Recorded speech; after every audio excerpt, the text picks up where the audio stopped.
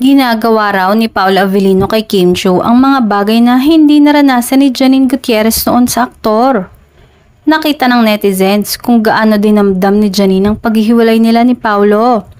Nasaktan daw talaga ito, halata sa mga interview nito kamakailan, pero hindi talaga sila itinakda para sa isa't isa.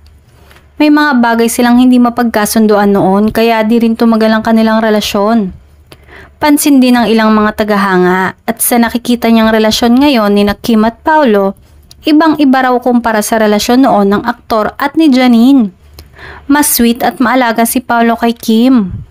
Maging ang mga fans ni Janine ay napapansin ng sobrang concern ng aktor kay Kim. Kung dati ay tahimik at hindi vocal si Paolo sa kanyang love life, ngayon ay open na siya sa pagpapahayag ng kanyang damdamin kay Kim Chiu. Pero marami pa ring duda kung hahantong sa kasalan ang relasyon nila at inaabangan na ng lahat kung may proposal na magaganap. Hiling naman ng ilan na sana'y makapag-move on na ito at maging maayos na sila ng aktres na si Kim Chiu.